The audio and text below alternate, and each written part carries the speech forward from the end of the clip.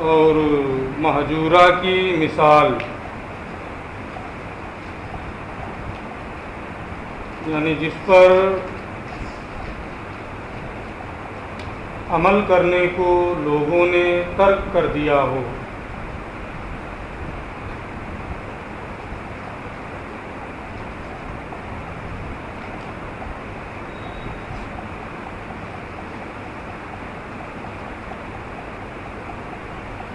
اس کی مثال لو حلف لا یضع قدمہ فی دار فلان.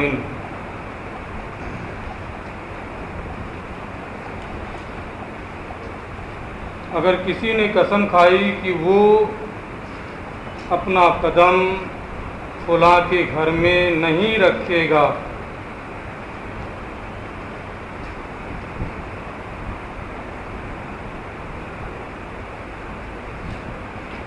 تو اس مثال میں بغیر دخول کے وضع قدم، یعنی دروازے پر بیٹھ کر کے پیر بڑھا کر کے گھر کے اندر پیر داخل کر دیں، یہ اس کا حقیقی معنی ہے، اس لیے کہ دخول دوسری چیز ہے. وضع قدم یعنی پیر رکھنا، دخول کے بغیر اپنا پیر فلاں کے گھر میں رکھ دینا، یہ اس کا حقیقی معنی ہے.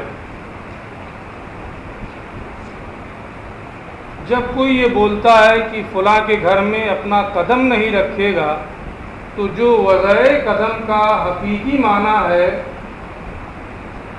کیا یہ کوئی مراد لیتا ہے؟ یہ مراد نہیں ہوتا.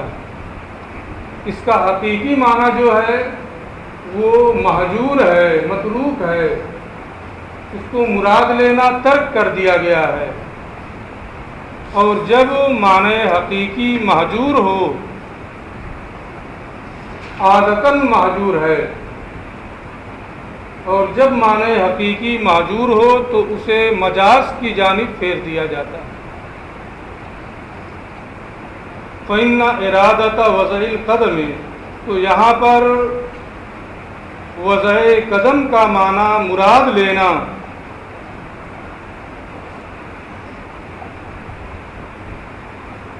مہجور عادتاً، یہ عادتاً کیا ہے؟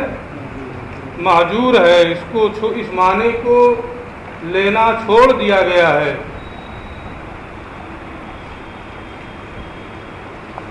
اب اگر کسی نے یہ قسم کھائی ہے تو بغیر دخول کے اگر اپنا پیر گھر میں رکھ دے گا تو وہ حانث نہیں ہوگا. دخول کے بغیر اپنا پیر گھر میں رکھ دے گا تو وہ حانث نہیں ہوگا، اگرچہ معنی حقیقی پایا جا رہا ہے، لیکن یہ معنی حقیقی عادتاً مہجور ہے. اس لیے بغیر دخول کے گھر میں قدم رکھنے والا یہ حانث نہیں ہوگا. اس کا مجازی معنی مراد ہوتا ہے دخول، یہ پہلے گزر چکا ہے. ہاں اگر وہ داخل ہو جائے گھر میں تو چاہے سوار ہو کر کے داخل ہو، برہنہ پا داخل ہو، یا جوتا پہن کر کے داخل ہو، کیونکہ اس کا مجازی معنی مراد ہے، اس لیے ان تمام صورتوں میں وہ کیا ہوگا؟ تو یہاں پر حقیقت مہجور ہے. وَعَلَى هَذَا قُلْنَا، اور اسی طریقے پر یعنی جہاں معنی حقیقی مہجور ہو اور اسی اصل اور اسی ضابطے کے مطابق ہم نے کہا ہے التوکیل بنفس الخصومت، نفس خصومت کا وکیل بنانا. خصومت کا کیا معنی ہوتا ہے؟ منازعات، جھگڑا کرنا، لڑائی کرنا. تو نفس خصومت یعنی لڑائی جھگڑے کا وکیل بنانا.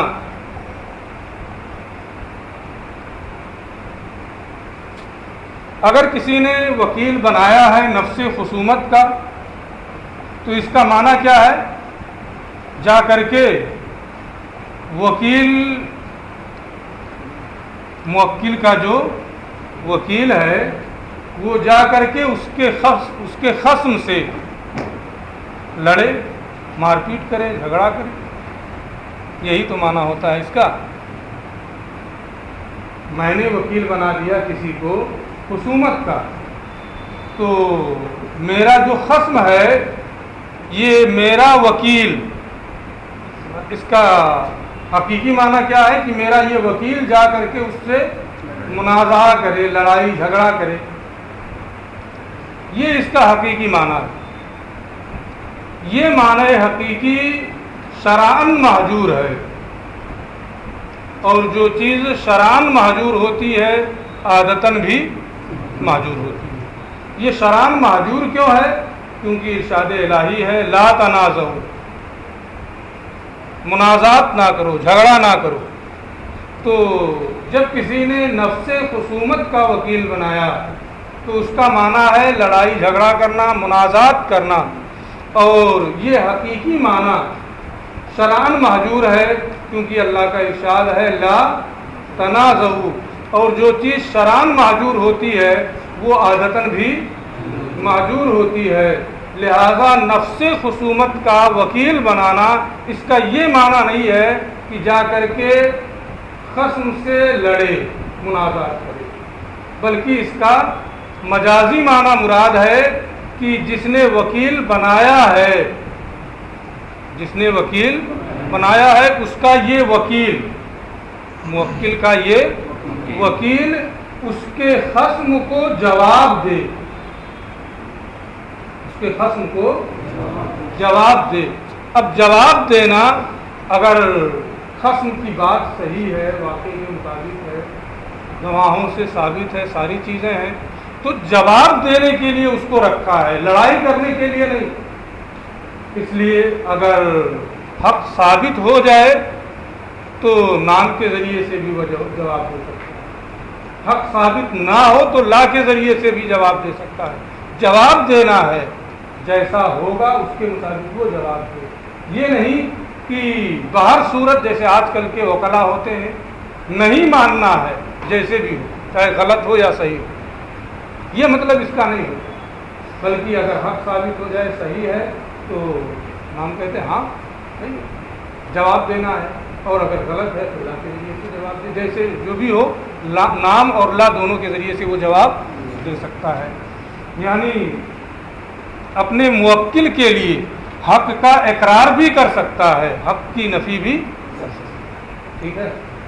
اسی کو انہوں نے کہا ہے وَعَلَىٰ هَٰذَا قُلْنَا، اور اسی بنیاد پر ہم نے کہا ہے التوکیل بنفس الخصومت، نفس خصومت کا وکیل بنانا، کہ میں نے تجھے خصومت کا وکیل بنایا، یا تو میرے اس دعویٰ میں میری جانب سے خصومت کا وکیل ہے، اگر اس طرح سے کہا ہے ینصرف الی مطلق جواب الخصم، تو بغیر کسی قید کے یہ خصم کے جواب دینے کی جانب منصرف ہوگا، جو موکل کا خصم ہے اسے جواب دینا، اس کی جانب یہ منصرف ہوگا، یہ معنی مراد لیا جائے گا۔ حتی یسعی للوکیل، یہاں تک کہ وکیل کے لیے جائز ہے کہ وہ نام کے ذریعے سے جواب دے، حق ثابت ہو جائے، صحیح ہو تو نام کے ذریعے سے بھی جواب دے سکتا ہے۔ کما یسعہ ان یجیب بلا، جیسے اسے اس کی گنجائش ہے، یہ اس کے لیے جائز ہے کہ وہ لا کے ذریعے سے جواب دے اور تسلیم نہ کرے، یعنی ہمیشہ اسے یہ کہنا کہ تسلیم نہیں ہے، تسلیم نہیں ہے، تسلیم نہیں ہے، یہ ضروری نہیں ہے۔ اگر حق اور صحیح ہے تو تسلیم نہ کرنا مقابرہ، اس لیے دونوں چیزوں کی اسے گنجائش ہوگی، جواب دینا ہے جیسے معاملات ہوں اس کے مطابق وہ جواب دے۔ لأن التوکیل بنفس الخصومت، کیوں یہ معنی مراد لیا گیا کہ مطلق جواب اس کا معنی ہے؟ اس لیے کہ نفس خصومت کا وکیل بنانا مہجور شرعاً، یہ شرعاً کیا ہے؟ مہجور ہے لا تنازعوا کی بنیاد پر، اور جو چیز شرعاً مہجور ہوتی ہے وہ عادتاً بھی مہجور ہوتی ہے، اس لیے انہوں نے کہا وہ عادتاً، اور یہ عادتاً بھی مہجور اور متروک ہے۔ یہ بات پوری ہو گئی۔ اس کے بعد یہ کہتے ہیں وَلَوْ كَانَتِ الْحَقِيقَةُ مُسْتَعْمَلَةً، اور اگر معنی حقیقی استعمال میں ہو، معنی حقیقی کو مراد لیا جاتا ہے، اس معنی میں لفظ کو بولا جاتا ہے، فَإِن لَّمْ يَكُن لَّهَا مَجَازٌ مُتَعَارَفٌ، اگر معنی حقیقی میں لفظ کو استعمال کیا جاتا ہے اور اس کے لیے کوئی مجاز متعارف نہیں ہے، یعنی کوئی ایسا مجاز جس کا استعمال شائع اور ضائع ہے، عام اور تام ہے، ایسا مجاز، مجازی معنی جس کا استعمال شائع اور ضائع، عام اور تام ہے، یعنی حقیقت سے زیادہ وہی مجاز استعمال ہوتا ہے۔ جب لفظ بولا جاتا ہے تو ذہن اسی معنی مجازی کی طرف جاتا ہے۔ اس صورت میں کیا کہیں گے کہ یہ معنی مجازی کیا ہے؟ متعارف، یہ مجاز متعارف ہے۔ لفظ بولا جائے تو مجازی معنی کی طرف ذہن کا تبادر ہو تو اس کو کیا کہیں گے کہ یہ مجاز متعارف ہے۔ تو اگر کوئی لفظ ایسا ہے کہ اسے اس کے معنی حقیقی میں استعمال تو کیا جاتا ہے اور اس لفظ کے لیے کوئی مجاز متعارف نہیں ہے، کوئی ایسا مجازی معنی کہ اس لفظ کو بولیں تو اسی معنی کی طرف ذہن جائے، مجازی معنی کی طرف، ایسا کوئی مجاز نہیں ہے۔ جب ایسا مجاز نہیں ہے، بلکہ اس کے معنی مجازی بھی ہوتے ہیں لیکن ان کی طرف ذہن نہیں جاتا لفظ کو بولنے سے، غور کرنا پڑتا ہے، فالحقیقت ہو۔ تو اس صورت میں اگر مجاز متعارف نہیں ہے تو معنی حقیقی کو مراد لیں گے، اس میں کسی کا کوئی اختلاف نہیں ہے۔ اس صورت میں معنی حقیقی کو مراد لیں گے، اس لیے کہ حقیقت ہی اصل ہے اور یہاں حقیقت کے مقابلے میں کوئی دوسری چیز ہے نہیں، حقیقت ہی اصل ہے اور حقیقت کے مقابلے میں کوئی چیز نہیں ہے۔ جیسے یہ ہے کہ میں نے تجھے طلاق دیا، طلقتک، یہ کہا شوہر نے، اور کہہ رہا ہے کہ میری نیت یہ ہے کہ میں نے تمہیں رسی میں باندھنے کا ارادہ کیا تھا، اس سے آزاد کیا۔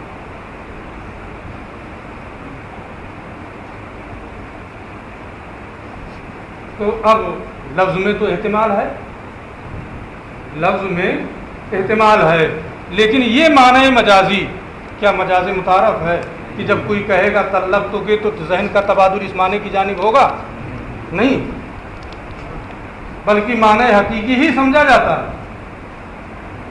اس لیے اگر معنی حقیقی جو ہے اس میں لفظ کا استعمال ہے اور مجاز متعارف اس کے لیے نہیں، مجاز تو ہے لیکن مجاز متعارف نہیں ہے، تو اس کی نیت وغیرہ کا کوئی اعتبار نہیں ہوگا۔ حقیقت کے مزاحم یہاں مجاز نہیں ہے، وہ لاکھ مراد لیا کرے، اس کے مراد لینے سے کوئی فرق نہیں پڑے گا۔ فیما بینہ و بین اللہ، وہ جانے، اس کا خدا جانے، ہم حکم یہی دیں گے کہ طلاق پڑھ دو، ہے نا۔ یہ تو ہوا کہ جب مجازی متعارف نہ ہو۔ وَإِن فَإِن كَانَ لَهُ مَجَازٌ مُتَعَارَفٌ، اور اگر اس لفظ کے لیے مجاز متعارف ہو، معنی حقیقی میں استعمال ہے لیکن مجازی معنی زیادہ استعمال ہے، شائع اور ضائع ہے، عام اور تام ہے، لفظ بولا جاتا ہے تو ذہن مجاز کی جانب جاتا ہے۔ اس صورت میں امام اعظم یہ فرماتے ہیں الحقیقت ہو، جب حقیقت کا استعمال ہے تو حقیقت ہی راجح ہے، کیونکہ مجاز اگرچہ شائع اور ضائع ہے لیکن وہ حقیقت اور اصل کے مزاحم نہیں ہو سکتا ہے، اور جب حقیقت کے مزاحم وہ نہیں ہو سکتا، اصل کے مقابل نہیں آ سکتا ہے اور اصل کو استعمال کیا جاتا ہے تو وہی معنی حقیقی ہی مراد لیں گے۔ یہ کس کا مذہب ہے؟ امام اعظم کا مذہب ہے۔ وَعِندَهُمَا، اور صاحبین کے نزدیک اگر لفظ کے لیے مجاز متعارف ہے، معنی مجازی عام اور تام ہے، شائع اور غائب ہے، تو اس صورت میں صاحبین یہ فرماتے ہیں کہ عموم مجاز اولا ہے، عموم مجاز اولا ہے۔ عموم مجاز کا معنی یہ ہوتا ہے کہ لفظ کے معنی پر اس طرح عمل کرنا کہ معنی حقیقی بھی اس کا ایک فرد بن جائے، معنی حقیقی بھی یعنی معنی مجازی بھی رہے اور اسی کا ایک فرد معنی حقیقی بھی ہو۔ یعنی معنی مجازی آپ صاف لفظوں میں کہہ لیں آسانی کے لیے کہ مجاز اور حقیقت دونوں کو مراد لیں گے، لیکن یہ مجاز اور حقیقت کو جمع کرنا نہیں ہے، مجاز پر اس طرح عمل کرنا کہ اسی مجاز کا حقیقت بھی ایک جز ہو جائے۔ اب اگر اس کو ہم بولیں گے کہ مجاز اور حقیقت دونوں کو جمع کرنا تو یہ ہوگا کہ حقیقت اور مجاز تو ایک ساتھ جمع نہیں ہو سکتے ہیں، ہے نا۔ تو یہاں عمل کس پر کیا جاتا ہے؟ عموم مجاز پر، کیونکہ مقصد کیا ہے؟ کوئی لفظ بولا جاتا ہے تو معنی مقصود ہوتا ہے، اور جب لفظ ایسے معنی مجازی میں مشہور و معروف ہے کہ حقیقت بھی اس کا ایک فرد ہے تو اسی معنی مجازی کو مراد لیا جائے گا، عموم مجاز کے طریقے پر اس پر عمل کیا جائے گا، یعنی وہ مجاز جس کا ایک فرد حقیقت بھی ہو۔ یہ کس کا مذہب ہے؟ صاحبین کا۔ دونوں کا مذہب سمجھ میں آ گیا۔ حقیقت مستعمل ہے، امام کے نزدیک حقیقت پر عمل کیا جائے گا، مجاز کو چھوڑ دیا جائے گا۔ صاحبین کے نزدیک عموم مجاز کے مطابق عمل کیا جائے گا، یعنی مجاز کو عام کر دینا اس طریقے پر کہ حقیقت بھی اس کا ایک فرد بن جائے۔ اس کی مثال آپ پڑھے ہیں قدوری میں، جلد ہی پڑھے ہوں گے۔ مثال ہو، اس کی مثال یہ ہے، لو حلف لا یاکل من هذه الحنطہ، کسی نے قسم کھائی کہ یہ گیہوں نہیں کھائے گا، پڑھا گیہوں والی مثال ہے امام میں نا، کسی نے قسم کھائی کہ یہ گیہوں نہیں کھائے گا، تو بھنا ہوا گیہوں کھانے کی عادت جاری ہے، حقیقت استعمال لے جا کر کے بھنا کر کے اس میں گڑ وغیرہ لگا کر کے کھاتے ہیں لوگ، ہے نا۔ اس میں کتنے لوگ دیکھے ہیں؟ میں نے تو باضابطہ دیکھا ہے، بارہا دیکھا، اور کوئی نہیں دیکھا ہے۔ گیہوں کو ابال کر بھی کھایا جاتا ہے، بھون کر کے ابال کر بھی کھایا جاتا ہے، بھون کر کے گیہوں کو اس میں گڑ وغیرہ لگا کر باضابطہ بنا لیا جاتا ہے اور اس کو بھی کھایا جاتا ہے نا۔ تو عین گیہوں اور نفس گیہوں کو کھانا یہ مستعمل ہے، یہی اس کا معنی حقیقی ہے۔ گیہوں کو نہیں کھائے گا یعنی عین گیہوں کو نہیں کھائے گا۔ تو جب کسی نے یہ قسم کھائی کہ وہ گیہوں نہیں کھائے گا تو اس کا معنی حقیقی کیا ہے؟ مستعمل ہے، لیکن مجازی معنی متعارف ہے۔ جب کوئی یہ کہتا ہے کہ یہ گیہوں نہیں کھائے گا تو کیا ہوتا ہے؟ روٹی نہیں کھائے گا، مجاز متعارف ہے، لیکن حقیقت بھی کیا ہے؟ مستعمل ہے۔ اس لیے امام کے نزدیک، قدوری میں بھی آپ نے پڑھا ہوگا کہ امام کے نزدیک جب عین گیہوں کھائے گا تو حانث ہوگا، اگر اس گیہوں کا آٹا، اس گیہوں کے آٹے کو کھا لے یا آٹے سے بنی ہوئی روٹی کھا لے تو حانث نہیں ہوگا، یہی مفتبہ ہے نا۔ اسی کو انہوں نے کہا ہے کہ اگر قسم کھائی کہ اس گیہوں سے نہیں کھائے گا، ینصرف ذالک الی عینھا، تو یہ قسم راجع ہوگی عین گیہوں کی جانب، کہ اگر اس گیہوں عین گیہوں کو کھائے، ان دو امام کے نزدیک بھون کر کے کھائے یا ابال کر کے کھائے تو وہ کیا ہوگا؟ حانث ہو جائے گا، کیونکہ حقیقت مستعمل ہے۔ وَلَوْ أَكَلَ حَتَّى لَوْ أَكَلَ مِنَ الْخُبْزِ الْحَاصِلِ مِنْهَا، یہاں تک کہ اگر اس سے بنی ہوئی روٹی کھائے، اس سے حاصل ہونے والی روٹی کھائے، لا يَحْنَثُ عِنْدَهُ، تو یہ مجازی معنی ہے، اور بغیر نیت کے، اگر اس نے نیت یہی کی کہ یہ گیہوں نہیں کھائے گا یعنی اس کی روٹی نہیں کھائے گا تو حانث ہو جائے گا، لیکن اگر کوئی نیت نہیں ہے تو معنی حقیقی جو ہے اس کے مطابق عمل ہوگا. گیہوں کھانے سے وہ حانث ہوگا, گیہوں کی روٹی کھانے سے حانث. وَعِندَهُمَا اور صاحبین کے نزدیک عموم مجاز کے مطابق عمل ہوگا, یعنی معنی مجازی اس طرح سے کہ حقیقت بھی اس کا ایک فرد ہو جائے. ينصرف الى ما تتضمنه الحنطۃ, یعنی یہ منصرف ہوگا اس کی جانب جسے ہنتا کو بطریق عموم مجاز شامل ہے, جو ہنتا کو بطریق عموم مجاز کے طریقے پر شامل ہے, یعنی معنی حقیقی بھی مجاز کا ایک فرد ہے. تو معنی مجازی یعنی اس کی روٹی کھائے گا تو بھی وہ حانث ہو جائے گا, اور عین ہنتا کو کھائے گا تو اس صورت میں بھی صاحبین کے نزدیک حانث ہو جائے گا. فیانس و بعقلها, لہذا وہ عین گیہوں کو کھانے سے بھی حانث ہوگا. وہ بعقل الخبز الحاصل منها, اور اس سے بنی ہوئی روٹی کھانے سے بھی حانث ہو جائے گا. لیکن اگر آٹے ہی کو پھانک لیا, وَلَوِ اسْتَفَّهُ, اس میں قدوری میں پڑھا ہوگا ہے نا, اگر آٹے ہی کو پھانک لیا تو یہ تو کوئی صورت نہیں ہے, اس صورت میں حانث. وقت اسی طریقے سے لو حلف لا یشرب من الفرات, اگر کسی نے یہ قسم کھائی, یہ مسئلہ بھی اس میں ہے کہ فرات سے نہیں پیے گا,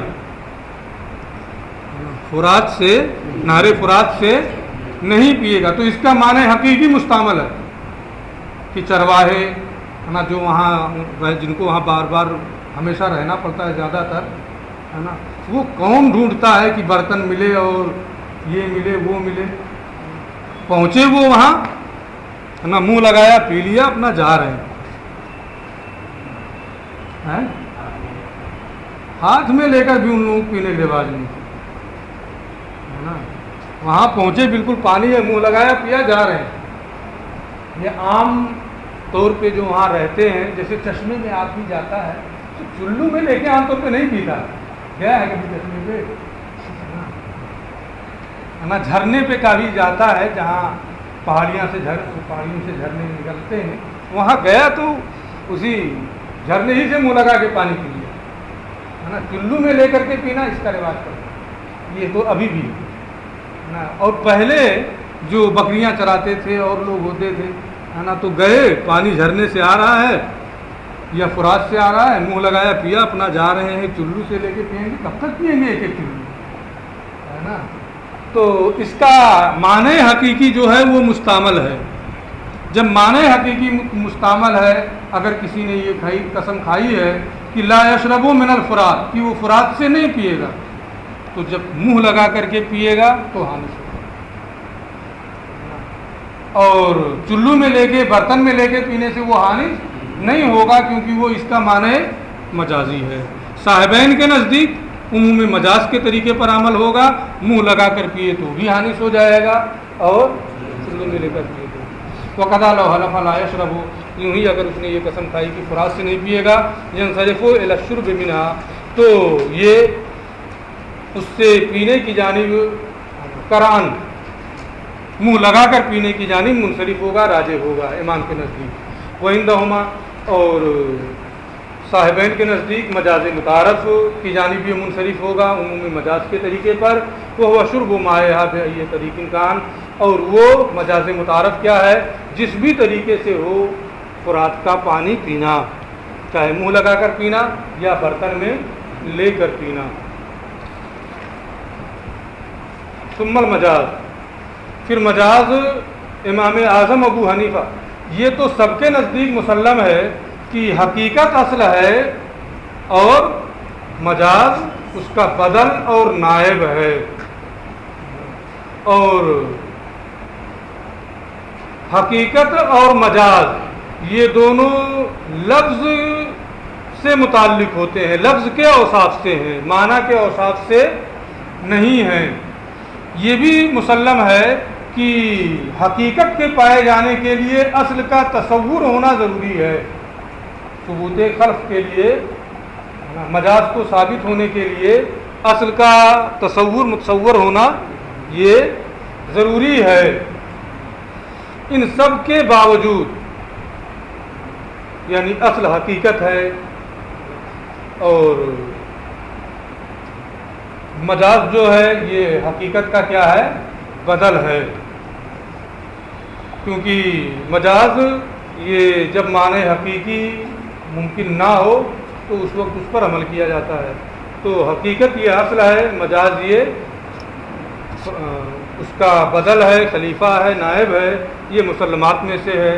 حقیقت اور مجاز یہ دونوں کے دونوں لفظ کے اوصاف سے ہیں، معنی کے اوصاف سے نہیں ہیں. خلف اور مجاز کے ثابت ہونے کے لیے اصل یعنی حقیقت کا تصور ضروری ہے. ان سب کے باوجود مجاز یہ حقیقت کا بدل ہے، حقیقت کا خلف ہے، حقیقت کا نائب ہے. کس چیز میں؟ تلفظ میں، تکلم میں. لفظ کے حق میں مجاز یہ حقیقت یعنی اصل کا خلیفہ اور نائب ہے. تکلم کے حق میں مجاز یہ اصل کا خلیفہ اور نائب ہے. اس کا مطلب امام کے نزدیک یہ ہے کہ وہ جملہ عربی قواعد کے اعتبار سے درست ہو. وہ جملہ عربی قواعد کے اعتبار سے درست ہو. مبتدا اور خبر کی ترکیب ہو، یعنی جو بھی ترکیب ہو، تو عربی قواعد اور ضوابط کے اعتبار سے اس کا تلفظ کیا ہے؟ غلط نہ ہو. اگر اس کا تلفظ اور تکلم صحیح ہے اور معنی حقیقی کا مراد لینا ممکن نہیں ہے تو ایسی صورت میں امام کے نزدیک اس کو مجاز کی جانب پھیر دیا جائے. تو حق کے تکلم میں مجاز یہ حقیقت کا بدل اور نائب اور خلیفہ ہے. اس کا مطلب کیا ہے؟ کہ اس کا تکلم صحیح ہو، یعنی عربی قواعد و ضوابط کے مطابق وہ جملہ درست ہو. اگر وہ جملہ عربی قواعد و ضوابط کے مطابق درست ہے لیکن معنی حقیقی اس سے مراد نہیں لے سکتے ہیں تو اسے کس کی جانب پھیر دیا جائے گا؟ مجاز کی جانب پھیر دیا جائے گا. یہ کس کا مذہب ہے؟ صاحبین کے نزدیک مجاز یہ حقیقت کا خلف ہے، نائب ہے. حکم کے حق میں مجاز یہ حقیقت کا خلف اور نائب ہے حکم کے حق میں، یعنی جو حقیقت ہے، حقیقت کا امکان ضروری ہے. حقیقت معنی حقیقی ممکن ہو. اگر معنی حقیقی ممکن ہے، امکان اس کا پایا جا رہا ہے لیکن وہاں مراد نہیں لے سکتے ہیں تو ایسی صورت میں اسے معنی مجازی کی جانب پھیر دیا جائے گا. تو یہ امام اور صاحبین کے نزدیک بہت مشہور اختلاف ہے کہ مجاز یہ تکلم میں حقیقت کا بدل اور نائب ہے، خلف ہے. تکلم میں بدل اور نائب ہے یعنی عربی قواعد و ضوابط کے مطابق وہ جملہ صحیح ہو. صاحبین کے نزدیک حق کے حکم میں مجاز یہ حقیقت کا بدل اور نائب ہے، یعنی اس حکم کا امکان ہونا چاہیے. حقیقت فی نفس ہی ممکن ہو، کسی بنیاد پر وہ یہاں پر مراد نہیں لے سکتے ہیں تو اب اسے مجاز کی جانب پھیر دیا جائے گا. اس کو ایک مثال سے میں سمجھا دوں چونکہ یہ بحث مشکل سمجھی جاتی ہے. میں بات سمجھ گئے جتنا میں نے کہا ہے. ایک مثال ہے، ہاذا ابنی، ایک آقا ہے، ایک اس کا غلام ہے. ترجمہ کل کرا دوں گا. آقا ہے اور یہ غلام ہے. آقا کی عمر ہے 20 سال، غلام کی عمر ہے 50 سال. ہو سکتا ہے نا؟ آقا کی عمر 20 سال، غلام کی عمر 50 سال. اب یہ آقا اپنے اس غلام سے کہہ رہا ہے ہاذا ابنی، یہ میرا بیٹا ہے.